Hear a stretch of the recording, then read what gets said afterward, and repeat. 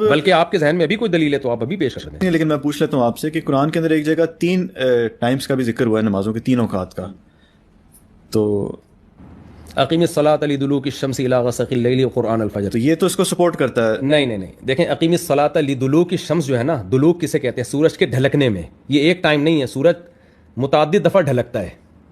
آپ شدید سائز سے استدلال کر رہے ہیں کہ اقیم الصلاۃ لدلوک الشمس الی غسق اللیل وقرآن الفجر, نماز قائم کرو سورج کے ڈھلکتے وقت اور رات کے اندھیروں میں اور فجر کے وقت. یہی ہے نا؟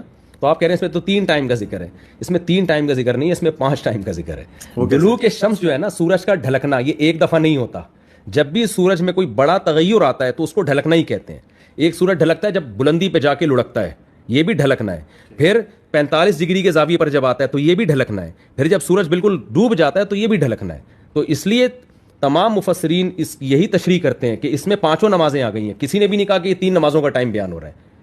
تو سب مفسرین. اور پھر حدیث جبریل کا آپ کیا کریں گے جس میں حضرت جبریل سامنے آ کے الگ الگ نماز کا ٹائم بتایا؟ اس میں تو جبریل نے یہ نہیں کہا کہ یا رسول اللہ یہ سفر کا ٹائم, میں حضر کا ٹائم بتا رہا ہوں, یہ سفر کا ٹائم نہیں بتا رہا میں.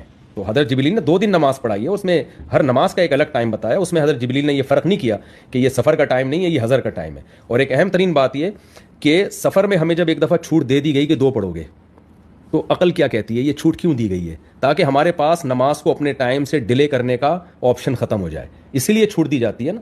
جب آپ ایک طرف سے سختی کرتے ہیں دوسری طرف سے چھوٹ دیتے ہیں. تو ایک طرف سے سختی اسلام نے یہ کی ہے کہ نماز قضا کسی قیمت پہ نہیں کر سکتے, تو دوسری طرف سے چھوٹ سفر میں یہ دی ہے کہ سفر میں حرج ہوتا ہے تو 4 کی 2 کر دی ہے.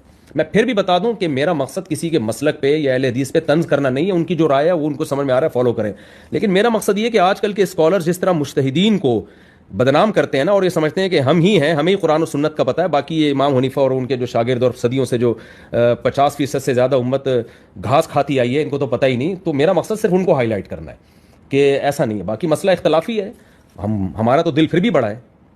میں نے آپ کو بتایا میں سفر کرتا ہوں, جو اہل حدیث 2 نمازیں اکٹھی پڑھ رہے ہوتے ہیں میں تو ان کو طنز نہیں کرتا, لیکن ان لوگوں کو ہم نے دیکھا ہے کہ یہ ہمیں بیوقوف سمجھتے ہیں کہ اور سمجھتے ہیں یہ حدیث کو چھوڑتے ہیں. تو اللہ کا شکر ہے ہم جو ابو حنیفہ کو فالو کرتے ہیں تو علی وجہ البصیرہ فالو کرتے ہیں, ٹھیک ہے نا, ایسے فالو نہیں کرتے.